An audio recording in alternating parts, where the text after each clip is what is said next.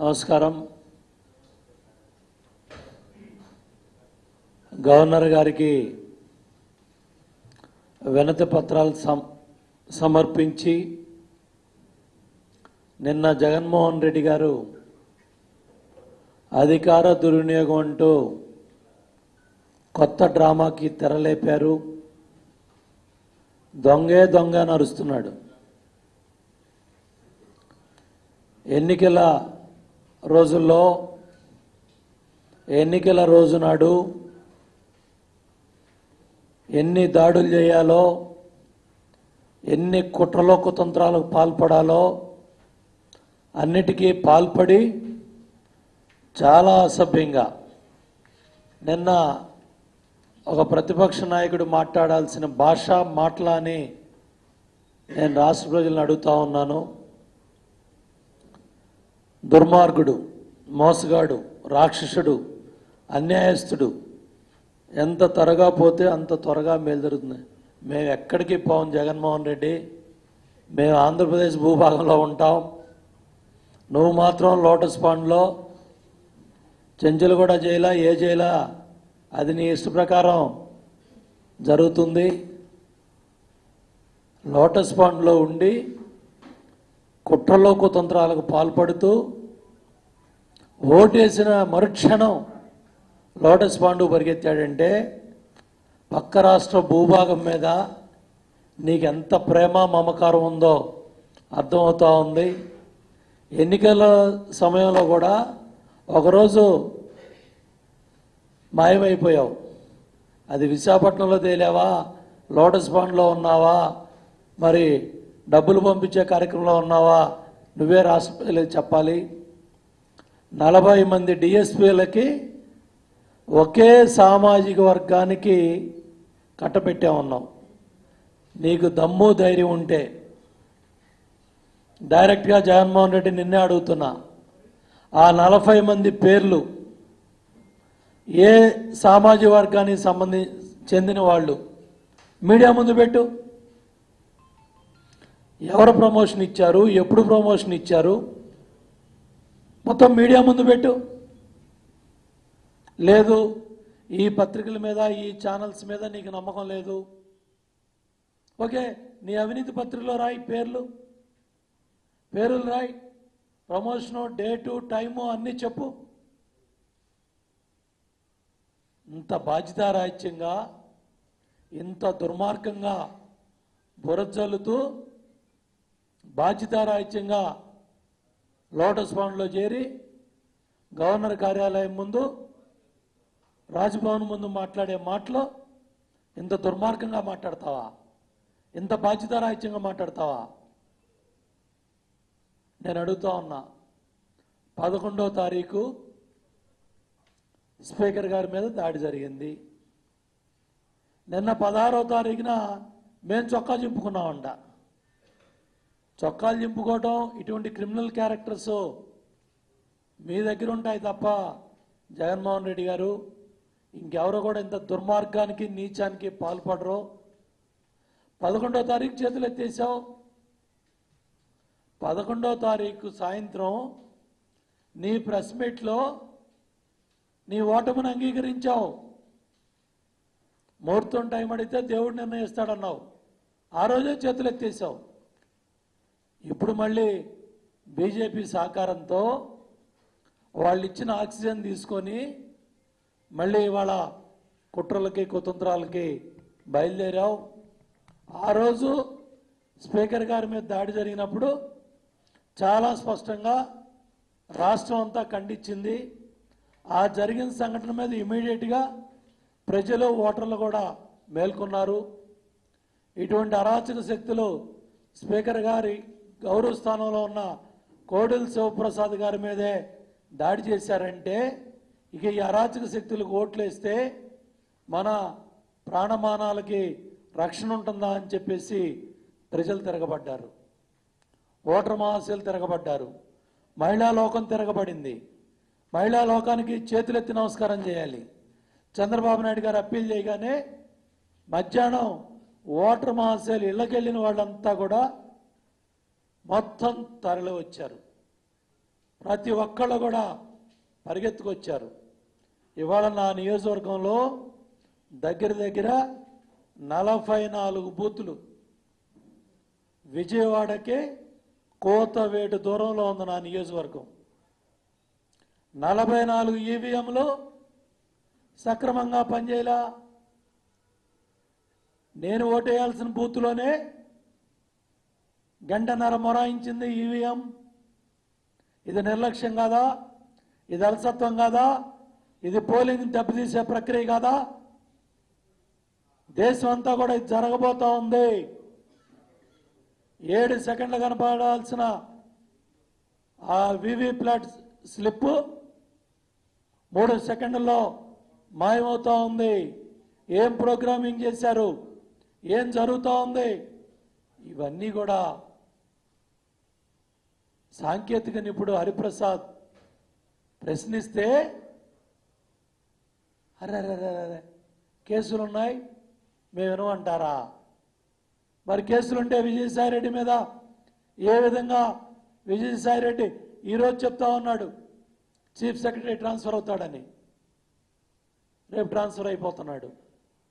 Additional డీజీని ఇంటెలిజెన్స్ని పంపిస్తామని ఈరోజు చెప్తాడు విజయసాయిరెడ్డి. ఒక క్రిమినల్, ఒక ఆర్థిక నేరగాడు, ఒక ఆర్థిక ఉగ్రవాది జగన్మోహన్ రెడ్డి. వాళ్ళు చెప్తే రేపు అధికారులు ట్రాన్స్ఫర్ అవుతున్నారు. దీనికి ఏం సమాధానం చెప్తారు?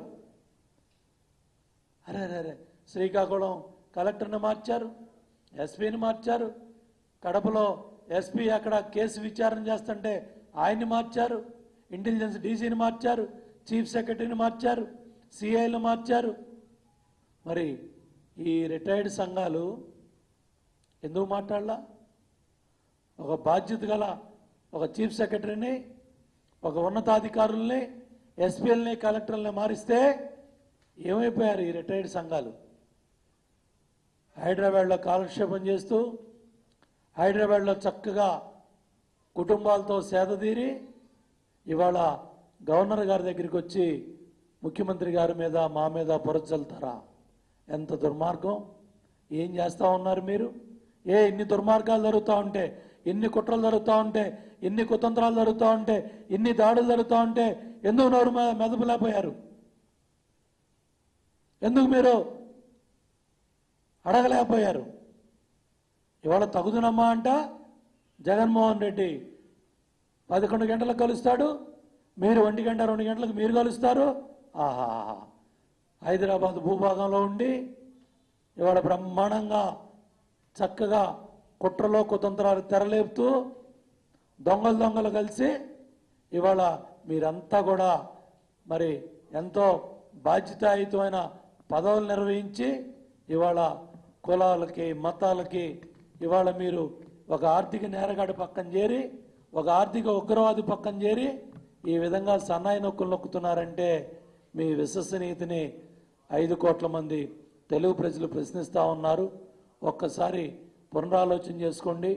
ఇటువంటి దుర్మార్గాలు చేసే వాళ్ళకి, ఇటువంటి కుట్రలో కుతంత్రాలు చేసే వాళ్ళకి మీరు సహకరిస్తున్నారంటే ప్రజలు మీకు కూడా బుద్ధి చెప్తారు.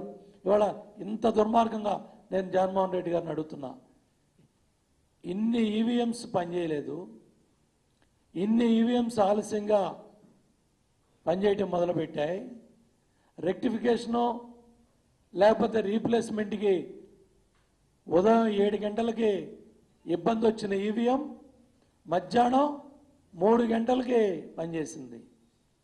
నా నియోజకవర్గంలోనే 12వ తారీఖు ఉదయం 5 గంటల 15 నిమిషాల దాకా పోలింగ్ జరిగింది. ఉదయం 7 గంటల పోలింగు, 12వ తారీఖు ఉదయం 5 గంటల 15 నిమిషాల దాకా కొటికెలపూడి గ్రామం ఇబ్రహీంపట్నం మండలంలో జరిగింది. జయనున్నారం కాలనీలో అర్ధరాత్రి 12 గంటల దాకా జరిగింది. కోనపురాజు పర్వ రెడ్డిగూడెం మండలంలో 2 గంటల దాకా జరిగింది తెల్లవారుజామున. ఇంత దుర్మార్గంగా ఒక్క నియోజకవర్గంలో 44 ఈవీఎంస్ ఆలస్యంగా వాళ్ళు చెప్పిన టైంకి వాళ్ళు అనుకున్న టైంకి అవి ప్రారంభం అయితే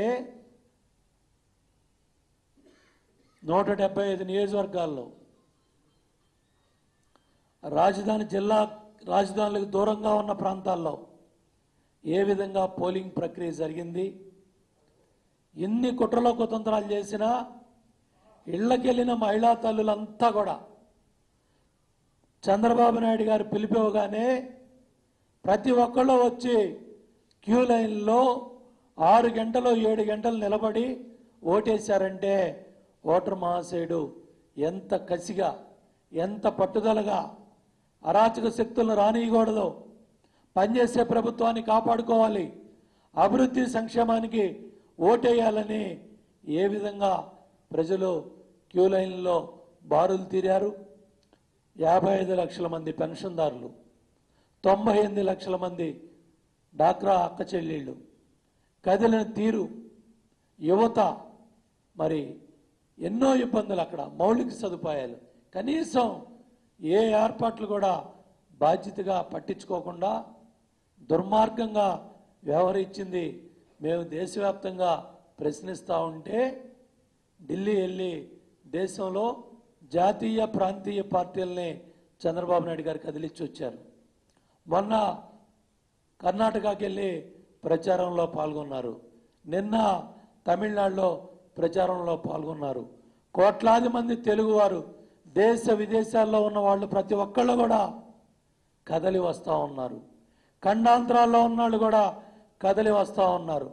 ప్రత్యేక హోదా ఎందుకు ఎవరో మా రాష్ట్రంలో ఉన్న ఓటు శక్తి కూడా మేము మోడీ గారికి తెలియజేస్తాం, బీజేపీ పార్టీకి తెలియజేస్తాం. తెలుగు వారికి ప్రత్యేక హోదా ఎందుకు ఎవరో, ఆంధ్రప్రదేశ్ ప్రత్యేక హోదా ఎందుకు ఎవరో, పోలవరం ప్రాజెక్టుకి 4500 కోట్లు మాకు రావాల్సిన డబ్బు ఇంతవరకు రిలీజ్ చేయలే. ఇంతవరకు ఆ డబ్బులు రాలా. మళ్ళీ ఈరోజు కూడా ముఖ్యమంత్రి గారు ఒకసారి వాటి మీద కూడా సమీక్ష చేయబోతా ఉన్నారు. పోలవరం ప్రాజెక్ట్ అథారిటీ సభ్యులు వచ్చారు. తీసుకురావాల్సిన డబ్బులు కానీ ఇవ్వాల్సిన డబ్బులు కానీ మాట్లాడలేని పరిస్థితి, నిస్సహాయ పరిస్థితిలో వాళ్ళు ఉన్నారు. టెక్నికల్ అడ్వైజరీ కమిటీ చాలా క్లియర్ కట్గా పోలవరం ఇరిగేషన్ ప్రాజెక్టులో చేసిన టెక్నికల్ కార్యక్రమాలు కానీ, లేదా ల్యాండ్ ఎక్విజిషన్ కానీ, రీహాబిలిటేషన్ సంబంధించిన పనులు కానీ అన్నిటికీ ఆమోద ముద్ర తెలిపి కేంద్ర జలవనరుల శాఖ ఫైనాన్స్ డిపార్ట్మెంట్కి పంపించిన ప్రధానమంత్రి కార్యాలయం ఎందుకు అడ్డం పడతా ఉంది? ఎందుకు మాకు ఫైనాన్స్ డిపార్ట్మెంట్ క్లియర్ చేయట్లా? మాకు రావాల్సిన డబ్బులు 4500 కోట్లు మాకు ఎందుకు ఇవ్వట్లా? వీటికి సమాధానం లేదు, సమాధానం చెప్పేవాళ్ళు లేరు. ఎంత దుర్మార్గంగా అక్కడ ఆర్థిక ఇబ్బందులతో ఎన్నో ఇబ్బందులు పడి మేము ప్రాజెక్టులు పరిగెత్తిస్తూ ఉంటే మాకు రావాల్సిన డబ్బులు కూడా మాకు ఇవ్వకుండా ఇన్ని కుట్రలో కుతంత్రాలకి పాల్పడ్డారు. పొన్న దూకుడు సినిమా చూసావు, బ్రహ్మానందం రియాలిటీ షో ఇవాళ లోటస్ పాండ్లో నడుస్తూ ఉంది. సీఎం సార్ అని పిలిపించుకుంటున్నాడు. జగన్ సారు సీఎం సార్ అంటేనే పలుకుతున్నాడు. ఏంటి డ్రామాలు, ఏంటి రియాలిటీ షోలు? కొద్ది రోజుల్లో చూస్తూ ఉంటే పిచ్చి పరాకాష్ట చేరి ఉమారెడ్డి గవర్నరు, విజయసాయిరెడ్డి మరి వాళ్ళ జగన్మోహన్ రెడ్డితో లోటస్ పాండ్లో ప్రమాణ స్వీకారం చేయించే పరిస్థితులు పిచ్చి పరాకాష్ఠకి వెళ్ళి ఈ విధంగా సాక్షి సిబ్బంది ఛానల్లో ఇవాళ Jagan sir CM sir, CM sir అంటేనే పలుకుతున్నాడంట జగన్ సార్. ఏదో దూకుడు సినిమాలో మహేష్ బాబు రియాలిటీ షో బ్రహ్మానందం పాత్ర ఇవాళ మరి జగన్మోహన్ రెడ్డి పోషిస్తూ ఉన్నాడు. ఈ రియాలిటీ షోలో మరి ఈ పిచ్చి పరాకాష్ఠకి వెళ్ళి ఏ విధంగా ఎట్లా ఈ ప్రజల మీద దాడి చేసే కార్యక్రమం, మరి ఇవాళ మా మీద దాడి చేసే కార్యక్రమం, ఇవాళ మరి 5 రోజులకి గవర్నర్ గారి దగ్గరికి వచ్చి నిన్న తిట్టిన తిట్లు, నిన్న మాట్లాడిన భాష, అతను ప్రయోగించిన పదజాలం ఇవన్నీ చూస్తూ ఉంటే మరి వీళ్ళ మానసిక పరిస్థితి ఎలా ఉంది? ఎంత ముఖ్యమంత్రి పదవి పిచ్చబట్టి ఏ విధంగా ప్రవర్తిస్తూ ఉన్నారు? ఏ విధంగా ఒక ఇల్యూషన్లో, భ్రమలో బతుకుతున్నారు? ఇంత పిచ్చి పరాకాష్ఠకి వెళ్ళి ఈ రియాలిటీ షోలో ఇవాళ లోటస్ పాండ్లో ఈ డ్రామాలన్నీ కూడా నడుస్తూ ఉన్నాయి. కాబట్టి రాష్ట్ర ప్రజలందరూ కూడా ఈ వాస్తవాలు తెలియాలి. ఈ విధంగా ఒక భ్రమల్లో ఒక రియాలిటీ షోలో జగన్మోహన్ రెడ్డి ఈ ముఖ్యమంత్రి అనే పదవి పిచ్చిపట్టి ఆ ఊహాలోకంలో మునిగి తేలి ఇవాళ ఈ ఆర్థిక నేరగాడు చుట్టూ, ఈ ఆర్థిక ఉగ్రవాది చుట్టూ పదవులు రాని వాళ్ళు, పదవులు చేసిన వాళ్ళు, ఇంకా పదవుల కోసం అరువులు చాచేవాళ్ళు, క్యాబినెట్ పదవులు కూడా డిపార్ట్మెంట్లు కూడా పంచుకొని ఇప్పటికిప్పుడే ఆ లోటస్ పాండ్ చుట్టూ ఈ పిచ్చి ప్రేలాపనలన్నీ కూడా జరుగుతున్నాయంటే ఏ విధంగా భ్రమల్లో ఉన్నారు, ఏ విధంగా ఒక ప్రధాన ప్రతిపక్షం వైఫల్యం చెంది ఎక్కడా కూడా వాళ్ళకి ఇచ్చిన బాధ్యతని వాళ్ళు పనిచేయకుండా ఇవాళ రాష్ట్రంలో ప్రతిపక్ష హోదా కూడా కోల్పోయే పరిస్థితిలో వైఎస్ఆర్ కాంగ్రెస్ పార్టీ దిగజారిపోయింది.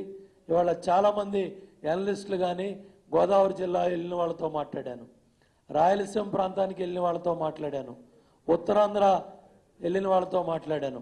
ప్రతి ఒక్కళ్ళు కూడా ఒకటే చెప్తున్నారు, ప్రజల అభివృద్ధికి ఓటిచ్చారు, ప్రజల అభివృద్ధిని సంక్షేమాన్ని కోరుకుంటున్నారు. చాలా స్పష్టంగా సైకిల్ బ్రహ్మాండంగా పరిగెత్తింది, సైకిల్కి పెద్ద ఎత్తున ఓట్లు ఇచ్చామని ప్రతి ఒక్కళ్ళు కూడా ధైర్యంగా మరి ఓటేసిన ప్రతి ఒక్కళ్ళు కూడా గ్రామాల్లో బయటకు వచ్చి నిర్భయంగా వాళ్ళు చెప్తా ఉన్నారు.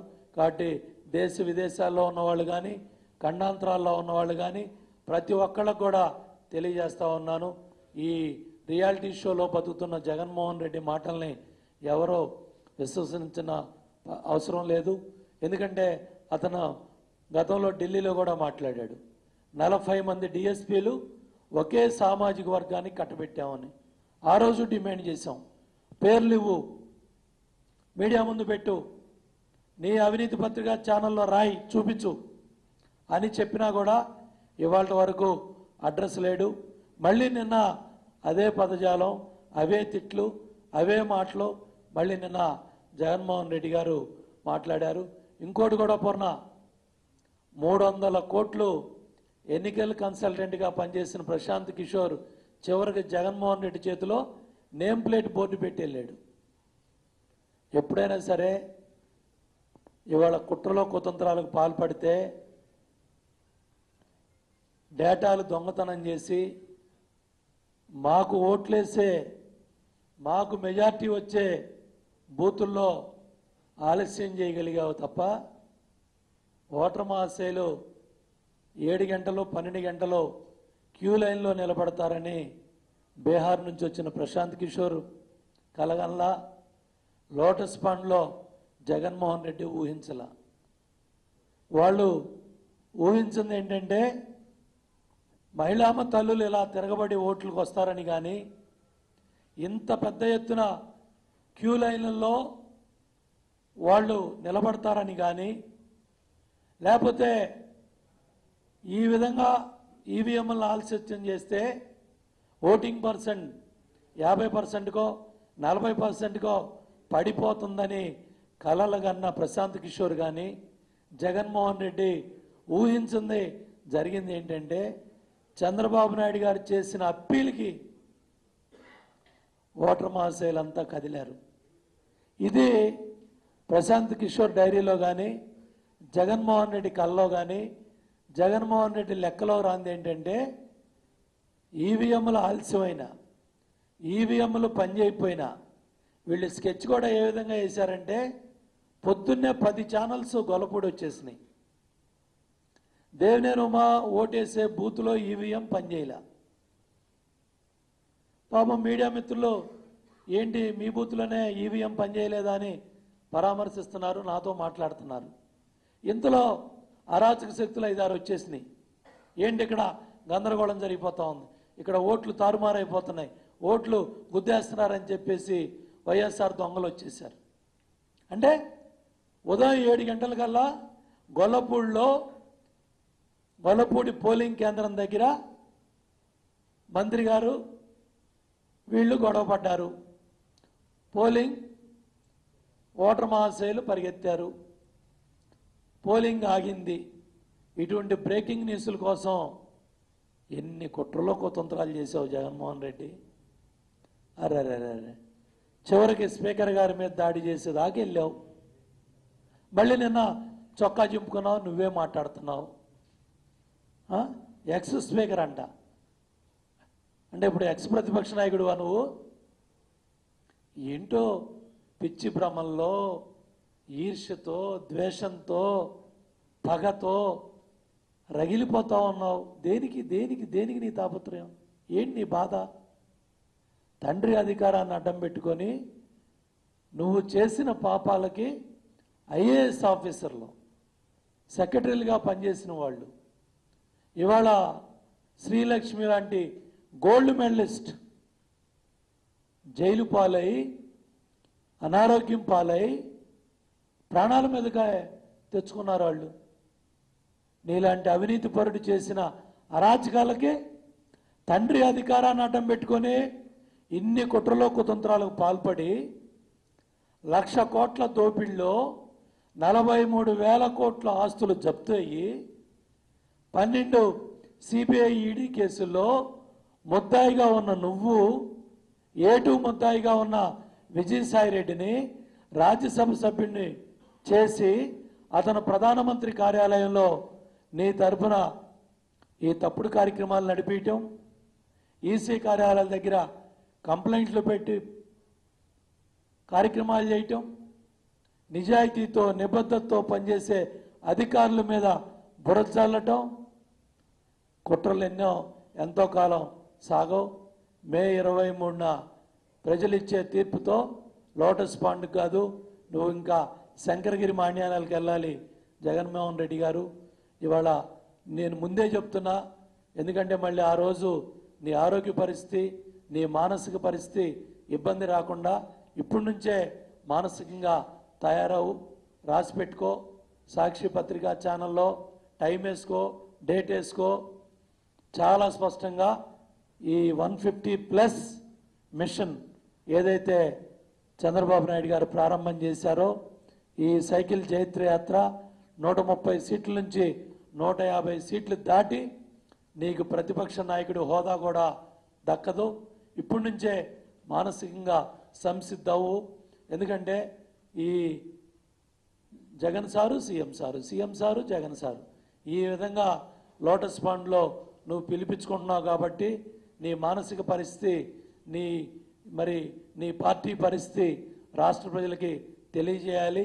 ఇవాళ బీజేపీ కుట్రలో కేసీఆర్ గారి సహాయంతో మీ ముగ్గురు కూడా కలిసి ఒక మైండ్ గేమ్ ఆడుతూ ఉన్నారు. ఆ మైండ్ గేమ్లో భాగమే నిన్న గవర్నర్ గారికి ఇచ్చిన కంప్లైంట్. ఆ మైండ్ గేమ్లో భాగమే రిటైర్డ్ అధికారులు రిప్రజెంటేషన్. ఇదంతా కూడా ఒక కుట్రలో భాగంగా జరుగుతూ ఉన్నాయి. కేసీఆర్ గారికి కూడా చెప్తున్నా, 25 లక్షల ఓట్లు తొలగించి దుర్మార్గంగా మీరు అక్కడ రాజ్యాధికారం ఎలగబెడతా ఉన్నారు. ఇవాళ మేము చేస్తా ఉన్న ధర్మ పోరాటంలో మీ కుట్రలో కుతంత్రాలన్నీ కూడా బయటకు వస్తాయి. 25 లక్షల ఓట్లు తొలగించి సారీ చెప్పిన ఎన్నికల సంఘం, అట్లాగే వీవీప్యాట్స్ ఇంతవరకు లెక్క పెట్టాల తెలంగాణలో. ఈ కుట్రలో కుతంత్రాలన్నీ కూడా బయటికి రావాలి. 50% వీవీప్యాట్లు లెక్క పెట్టాల్సిందే. ఏదైతే సుప్రీంకోర్టులో మళ్ళీ రివ్యూ పిటిషన్ వేసి వీటన్నిటి మీద కూడా, ఈ అరాచకాల మీద, ఈ కుట్రల మీద, ఈ కుతంత్రాల మీద డెఫినెట్గా మహానుభావుడు డాక్టర్ బిఆర్ అంబేద్కర్ గారు రాజ్యాంగంలో ఎన్నో హక్కులు, ఎన్నో బాధ్యతలు కూడా ఆయన చెప్పారు. తప్పకుండా సంస్థలో మేల్కొనాలి. ఏదైతే నిర్భయంగా, నిజాయితీగా దేశంలో సంస్థలన్నీ కూడా పనిచేసే విధంగా ముందుకెళ్ళాలి. ఇవాళ ఒక నియంత మోడీ గారు దేశంలో వ్యవస్థలన్నింటినీ కూడా భ్రష్టు పెట్టించి భయంతో మరి ఒక భయో పరిస్థితులు కల్పించి ఇవాళ కుట్రలో కుతంత్రాలతో దాడులు చేస్తూ ఉన్నారు. ఓ పక్కన తమిళనాడులో ఐటీ దాడులు జరుగుతూ ఉన్నాయి, కర్ణాటకలో ఐటీ దాడులు జరుగుతున్నాయి. కేవలం ప్రతిపక్ష పార్టీల మీద ఈ దాడులు జరుగుతూ ఉన్నాయి. కేవలం ఎవరైతే మరి బీజేపీ పార్టీకి వ్యతిరేకంగా ఉన్నారో, ఎవరైతే మరి కేంద్ర ప్రభుత్వానికి వ్యతిరేకంగా పోరాటం చేస్తున్నారో ఆ పార్టీల మీదే ఇవాళ ఈ ఐటీ దాడులు, ఈడీ దాడులు ఇష్టారాజ్యంగా, వాళ్ళు ఇష్టారాజ్యంగా ఇవన్నీ కూడా జరుగుతున్నాయి. మొదటి దశ పోలింగ్లోనే ఇన్ని అవకతవకలు, ఇంత అలసత్వం, ఇన్ని 30% ఈవీఎంస్ని ఆలస్యంగా పనిచేయించటం, ఆలస్యంగా ఇన్ని ఇబ్బందులకి గురి చేయటం, ఇవన్నీ కూడా కళ్ళకు కట్టినట్టు మొదటి దశ పోలింగ్లో ఆంధ్రప్రదేశ్లో జరిగిన కుట్రలో కుతంత్రాలన్నీ కూడా దేశానికి గట్టిగా చంద్రబాబు నాయుడు గారు చెప్పగలిగారు. దేశంలో ఉన్న ఓటర్ మహాశయులందరినీ కూడా చైతన్యపరచగలిగారు. దేశంలో జాతీయ ప్రాంతీయ పార్టీలన్నింటినీ కూడా మేల్కొల్పగలిగారు. కాబట్టి వాళ్ళ లోటస్ పాండ్లో రియాలిటీ షోలో బతుకుతున్న జగన్మోహన్ రెడ్డి గారు, మీ కుట్రలో కుతంత్రాలు అన్నీ కట్టిపెట్టండి. ఇవాళ మీరు చేసే కుట్రలో కుతంత్రాలు కూడా ఎప్పటికప్పుడు రాష్ట్ర ప్రజలకి తెలియజేస్తాం. అట్లాగే భూగర్భ జలం కూడా దగ్గర మైనస్, వర్షపాతం కూడా 888 మిల్లీమీటర్లకి 599 మిల్లీమీటర్లే వర్షపాతం పడింది. దగ్గర రాయలసీమలో -49.4%, అంటే 50% వర్షపాతం తక్కువ పడింది. అదేవిధంగా కోస్తా ఆంధ్రలో -24.1%, అంటే దగ్గర 25% కోస్తాలో తగ్గింది, 50% రాయలసీమలో తగ్గింది. -359 టీఎంసీలు. గత సంవత్సరం భూగర్భ జలాలు ఏదైతే జాగ్రత్తగా కాపాడుకున్నామో ఆ భూగర్భ జలాలన్నీ కూడా ఈ ఎండ దాటికి, ఈ వేడిమికి 359 టీఎంసీలు భూగర్భ జలాలు ఈ రోజుకే మరి ప్రజలు పైకి తీసుకొచ్చిన పరిస్థితి ఉంది. కాబట్టి రాబోయే జూన్ వర్షాలు వచ్చే వరకు అన్ని ప్రాంతాల్లో అధికారులు కూడా మంచినీటి విషయంలో, తాగునీటి విషయంలో అన్ని జాగ్రత్తలు తీసుకోవాలని కూడా అధికారులందరూ కూడా తెలియజేస్తున్నాం. ఎందుకంటే ఎండ వేడిమి చాలా ఉంది. దయచేసి పగటిపూట ఎవ్వరూ కూడా మరి ప్రయాణాలు కానీ పనులు కానీ పెట్టుకోవద్దు. చాలా పెద్ద ఎత్తున ఎండ వేడిమి ఇబ్బంది పెడతా ఉంది. దయచేసి తాగునీటి విషయంలో కానీ లేకపోతే ఉన్న పంటలను కాపాడే విషయంలో కానీ మా అధికారులన్నీ కూడా అన్ని జాగ్రత్తలు తీసుకున్నారు. కాబట్టి తాగునీరు విషయంలో ఏప్రిల్ మే నెలలో చాలా జాగ్రత్తగా ఉండాలి, చాలా జాగ్రత్తలు తీసుకోవాలని కూడా అధికారుల్ని కోరుతా ఉన్నాను. సుమారు 670 మండలాల్లో నీటి మట్టం 20 మీటర్ల కంటే లోతులో ఉన్న మండలాలు 223 మండలాలు 20 మీటర్ల కన్నా తక్కువకి వెళ్ళిపోయింది భూగర్భ జలం. అంటే దగ్గర ఉన్నదానికన్నా కూడా 66 అడుగులు కిందకి వెళ్ళిపోయాయి. అట్లాగే 132 మండలాలు రాయలసీమలో ఉన్నాయి. అట్లాగే కోస్తా ఆంధ్రలో 91 మండలాలు ఉన్నాయి.